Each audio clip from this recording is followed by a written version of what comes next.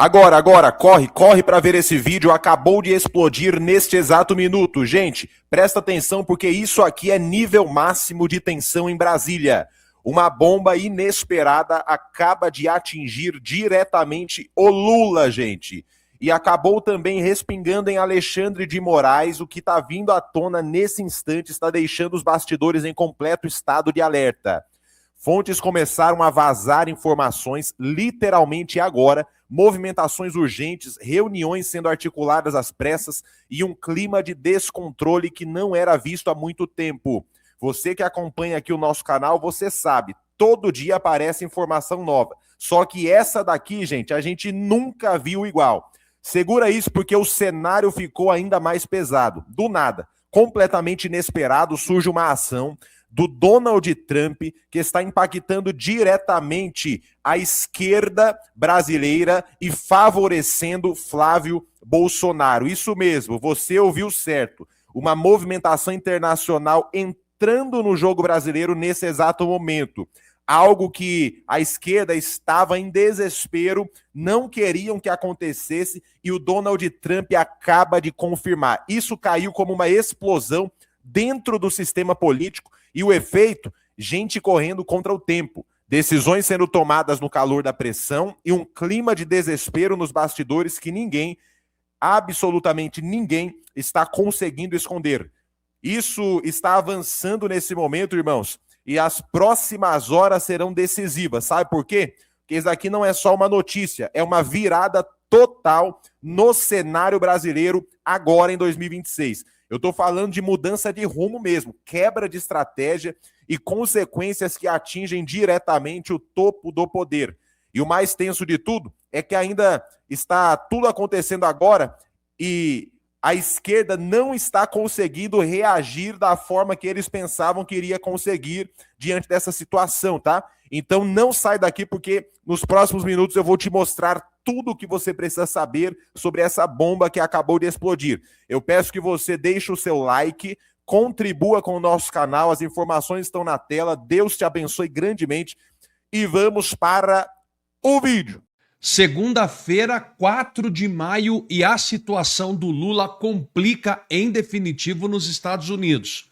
Mais uma vez, Marco Rubio e outras pessoas ligadas diretamente a Donald Trump começam a mostrar que precisa cuidar da questão política do Brasil com os Estados Unidos, que não dá mais para poder adiar isso. E eles estão sim de olho nas eleições, é o que a mídia traz hoje, a informação de a mídia de hoje. Eles estão preocupados porque se você olhar de repente no mapa da América do Sul, você vai notar que só o Brasil praticamente, Brasil, Bolívia e a Venezuela, que já foi tomada por eles, né, por a questão econômica, é que está no mapa vermelho. O restante tudo já está para o lado direito. Isso incomoda diretamente o Palácio do Planalto e o Lula. Isso incomoda porque nós estamos num período eleitoral. O Lula vem com o índice de reprovação no Brasil inteiro de forma drástica, pesquisa atrás de pesquisa mostrando que a reprovação do Lula aumenta cada vez mais e essa pressão vinda dos Estados Unidos pode simplesmente atrapalhar tudo.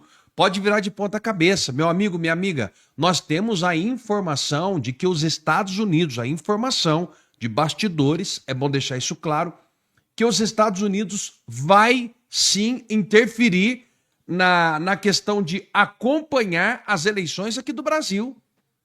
E não é só acompanhar o processo ali no dia das maquininhas, não. É na transferência dos dados, tem muita coisa acompanhando. Inclusive, já tem 2 agendas marcadas com Donald Trump e Flávio Bolsonaro para tratar exclusivamente de todo esse trâmite no período eleitoral com a convocação de Cássio Nunes. São essas e outras notícias que eu vou trazer para você a partir de agora. Vou pedir para você dar o seu like, para você compartilhar. Muito obrigado, você que está aqui junto comigo.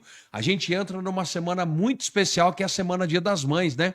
Eu não tenho a minha mãe há mais de 20 anos, mas eu acho que é uma das melhores datas que existe para você presentear, para você estar do lado da sua mãe, dar aquele abraço fraterno e carinhoso, ou na sua esposa, ou na sua filha, quem você tiver do seu lado é importante.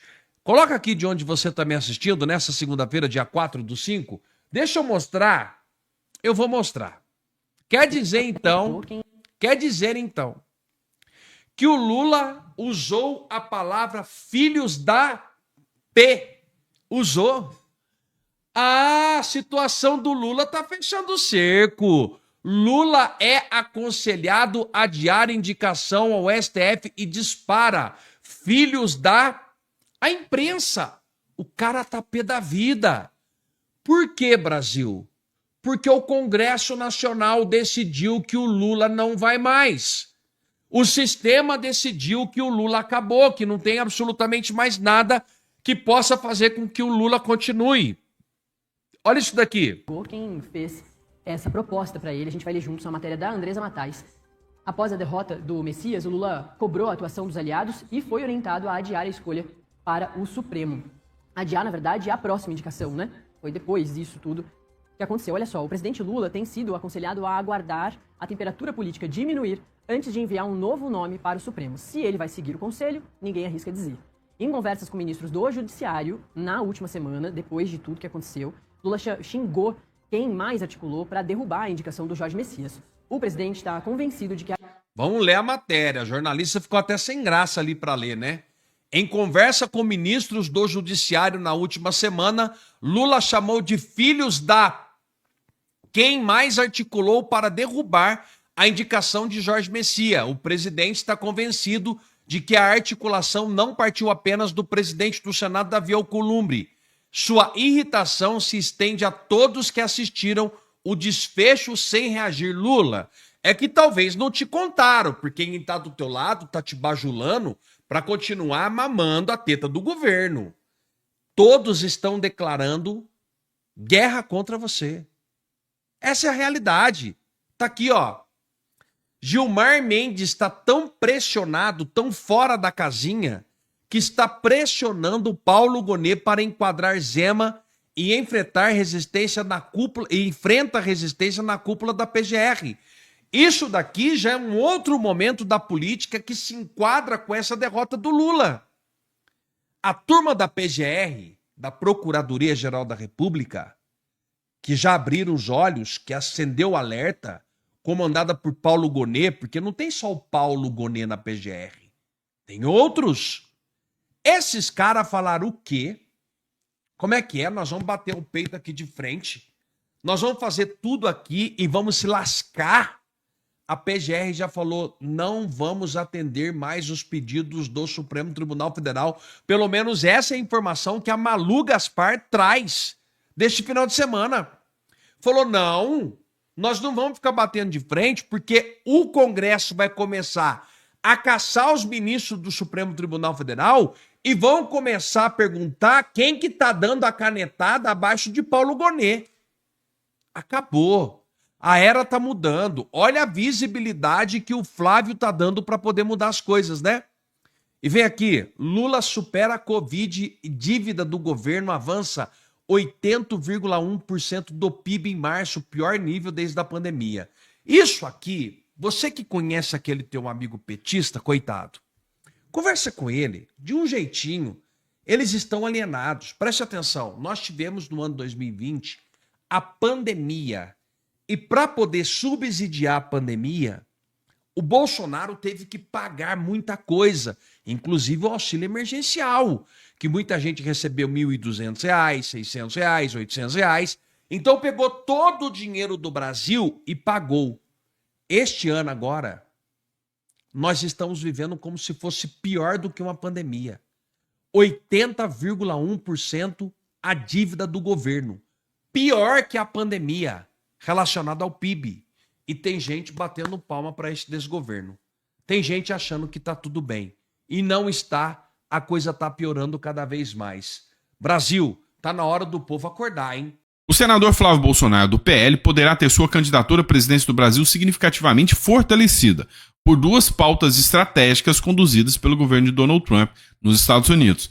De acordo com informações divulgadas pelo portal Metrópolis, em 3 de maio de 2026, aliados do parlamentar acreditam que a pressão internacional sobre o judiciário brasileiro e o combate severo às facções criminosas serão pilares decisivos para atrair o eleitorado conservador e consolidar o nome do filho do Jair Bolsonaro, né, do nome do filho mais velho do Bolsonaro. Agora, o que a gente precisa ter em mente aqui? O Flávio Bolsonaro vai ter que aumentar o discurso, tá? E é provável que o Flávio, ao se reeleger em 2026, tem que fazer que nem o Noboa. Tem que colocar um plano Bukele aqui no Brasil, senão não vai resolver o problema. Senão não vai resolver o problema. Agora, se o Trump volta a colocar a lei Magnitsky contra o Alexandre de Moraes, se o Trump volta a fazer pressão em cima do judiciário brasileiro, hoje grande parte dos brasileiros tem ranço do judiciário, tem ranço do STF. Isto aí trará pontos positivos. O PT está querendo brigar, querendo comprar a marcha antissistema. O PT está querendo falar em impeachment de ministro do STF, em reforma do judiciário, tentando trazer isso para si. Mas já colou a imagem do PT com o STF, com o judiciário. Não vai conseguir desvincular em poucos meses da eleição. Então, a pressão do Trump contra o judiciário brasileiro vai favorecer o Flávio Bolsonaro. Assim como a pressão contra o crime organizado. São duas coisas que o brasileiro médio vê no mesmo patamar. Facções e o judiciário brasileiro. Infelizmente, não era para ser assim. Não era para ser assim. Então, isto beneficiará Flávio Bolsonaro. Olha só uma conversa do Lula com Alexandre de Moraes. Segundo diz o Lauro Jardim, o Lula teria ficado com a impressão que o Alexandre de Moraes vai para o ataque. Vai para o ataque contra quem, meu amigo? Quem que ele vai atacar nessa história? Quem é que é o inimigo do Alexandre de Moraes? A Verdade? A República? A Polícia Federal? Quem que é o inimigo do Alexandre de Moraes? O próprio Lula, né? Olha só, sensação de Lula após conversar com o Moraes sobre o caso Master, coluna do Lauro Jardim, agora, dia 12 de abril, aqui, ó. No final ele diz aqui, ó, Lula saiu da conversa recente que teve com Alexandre de Moraes sobre o caso Master, com a sensação de que o ministro vai para o ataque contra aqueles que considera adversários. Ih, rapaz, eu acho positivo isso, tá? Sabe por quê? Porque a situação do Alexandre de Moraes já tá tão triste, já tá tão quebrada, já tá tão ferrada, que ele fazer isso só vai expor ele mais ainda, né? Vamos entender esse caso aqui, porque lembra, né? O Lula tá se afastando do Alexandre de Moraes. O Lula falou que, ó, eu vou me afastar aqui porque, porra, eu não quero esse negócio, não. Agora ele tá dizendo que o Alexandre de Moraes vai pro ataque. Eu sou Peter Turguniev, esse é o canal Ancapso e essas notícias foram sugeridas por a ginecologista da Janja, o Alucard do MDB e várias outras pessoas. Obrigado aí ao pessoal que sugeriu notícias lá no nosso site, no visãolibertaria.com, e obrigado a você que está assistindo o nosso vídeo. Se você gosta do nosso conteúdo, por favor, deixe o seu like, se inscreva aqui no canal, né? Então, só para deixar claro, essas duas colunas aqui, a da Malu Gaspar e a do Lauro Jardim, se referem à mesma conversa, tá? Então, aqui, ó, a Malu Gaspar fala que a fala do Lula sobre Moraes mostra roteiro para se descolar do caso Master, né? Então fala que o Lula se encontrou com o Alexandre de Moraes e nessa conversa que eles tiveram, o Lula teria falado que não, que ele tem que... se a gente não tomar cuidado, vão dizer que somos nós e não sei o que lá, e que o Alexandre de Moraes tinha que provar a inocência dele. O Lula falou essas coisas todas para o Alexandre de Moraes nessa reunião, né? E nessa mesma reunião, e ficou claro quando ele fez a entrevista para o ICL falando sobre essa reunião, que o Lula quer se distanciar do Alexandre de Moraes, né? Porque ele disse que essas coisas a gente não joga debaixo do tapete achando que o povo vai esquecer. Se o cara quiser ficar milionário, não pode ser ministro da Suprema Corte, né? Tem que ser presidente da República, né, Lula? Porque o presidente da República pode ficar milionário, não é isso? Pode comprar triplex no Guarujá, pode comprar sítio em Atibaia, aí pode, né? Mas juiz não pode não, né? Enfim, o certo seria que nenhum dos dois pode, tá? Nem juiz, nem presidente da República. A pessoa que decide fazer parte do serviço público deveria se conformar com o fato que vai ter uma vida boa, o serviço público paga bem, você tem um bom salário, mas você não vai ser milionário. Você vai viver uma vida confortável, mas não uma vida de milionário. Se você quer ser milionário, você tem que correr atrás da iniciativa privada, né? Só que aqui no Brasil o pessoal adora isso. Garantir o meu básico aqui no serviço público, garantir a base aqui no serviço público, agora eu vou fazer trambique para ganhar mais dinheiro e ficar milionário, né? É isso que fazem o Lula e o Alexandre de Moraes, a gente já falou sobre isso daqui. Mas nessa mesma conversa, que a Malu Gaspar vê o Lula se afastando do Alexandre de Moraes e coisa e tal, O Lauro Jardim trouxe uma outra parte dessa mesma conversa do Lula com Alexandre de Moraes. Aqui, segundo o Lauro Jardim, aqui, ó, Lula saiu da conversa recente que teve com Alexandre de Moraes sobre o caso Master, em que deu conselhos que você construiu uma biografia e não permita que esse caso Vorcaro jogue sua biografia no lixo, né? Depois o Lula falou essas coisas na entrevista com o ICL, com o Instituto Chupa Lula, né? Mas isso aqui foi referente a essa conversa que eles tiveram, né? Com a sensação de que o ministro vai para o ataque contra aqueles que considera adversários, ou seja, que o Alexandre de Moraes vai para a briga. A gente sabe que o Alexandre de Moraes testou algumas coisas, né? Ele fez aquela investigação sobre o pessoal que vazou dados da Receita sobre ele, e, sem dúvida alguma, aquilo era uma tentativa de chegar até os repórteres que fizeram publicações, né? Acusou, inclusive, o filho do Conde, né, que já foi prefeito aqui do Rio de Janeiro, acusou ele de ser uma dessas pessoas que comprou informações da Receita e passou para alguém, não sei o que lá. Ninguém sabe quem é que realmente fez a coisa, mas o fato é que os jornalistas usaram uma fonte conhecida para ter essas informações, né? E aí, mas o Alexandre de Moraes quer matar essa parada, ele quer destruir isso daí, ele quer fazer esse negócio todo. E o pior dessa história é que ele quer, a gente já sabe também de uma outra conversa que o Alexandre de Moraes falou também, de uma outra coluna, que o Alexandre de Moraes quer apostar de novo na defesa entre aspas, democracia. Então quem é que ele vai bater aqui? Vai tentar achar alguém na direita para dizer que é o culpado dessa coisa toda e poder bater nessa pessoa. Quem vai ser esse suposto alvo dessa história, a gente não sabe, mas é o que o Alexandre de Moraes está pretendendo, pode ter certeza, né? Aqui, ó, a propósito, Lula teve reuniões semelhantes com vários ministros do STF para tratar do estrago do caso Master e, entre outros, teve sobre a imagem da corte, né? É verdade, ninguém leva o STF mais a sério por conta dessas lambanças todas que foram feitas com o caso do Banco Master. Mas o que está dizendo aqui é que o Alexandre de Moraes vai para o ataque, vai tentar dizer que não, que tem culpa do Bolsonaro, né? Que o Bolsonaro lá na cadeia, ele deu ordens, né? E mandou atacarem o Alexandre de Moraes, eu não sei o que lá. Meu amigo, eu vou te falar um negócio, cara. O Alexandre de Moraes está descontrolado. A pauta que domina Brasília e que faz o coração do sistema tremer é uma só. O impeachment de Alexandre de Moraes e de Luiz Inácio Lula da Silva parou de ser um desejo e se tornou uma realidade palpável que explode agora, neste exato momento. O clima é de guerra total nos bastidores porque a estrutura de poder que eles montaram começou a ruir de forma humilhante, expondo as entranhas de um esquema que não tem mais como se sustentar diante da revolta popular e das traições internas. O golpe de misericórdia veio com a humilhação histórica de Jorge Messias, o homem de confiança de Lula, que foi escorraçado pelo Senado na maior derrota que um presidente já sofreu em mais de um século. Ver o braço direito do petista sair de uma sabatina derrotado, sendo o primeiro indicado ao Supremo rejeitado em 132 anos, não é apenas um revés político, é a prova cabal de que Lula perdeu o comando e que Alexandre de Moraes decidiu jogar o aliado na fogueira para tentar salvar a própria pele. A esquerda está em frangalhos, o governo está paralisado pelo medo, e o que estamos presenciando é a desintegração pública de um projeto de poder que achou que era eterno. O caos tomou conta da capital federal e a tensão subiu a níveis nunca antes vistos, porque o que eu vou te revelar agora é o que o sistema está tentando esconder desesperadamente através de censura e perseguição. Os bastidores estão pegando fogo e as informações que chegam mostram que o castelo de cartas finalmente começou a desmoronar por dentro. O desespero é tão grande que o cheiro de queimado já exala dos palácios, enquanto os poderosos tentam encontrar uma saída para um beco que eles mesmos construíram. Eu sou Augusto Linhares, você está no Brasil em Linha Reta. Se você quer fazer com que a verdade chegue ainda mais longe e quer apoiar quem tem coragem de falar o que a velha imprensa esconde, deixe seu like agora e se inscreva no canal para não perder nada desse momento histórico. O que eu vou te mostrar agora é o começo do fim para quem achou que o povo brasileiro aceitaria a tirania em silêncio.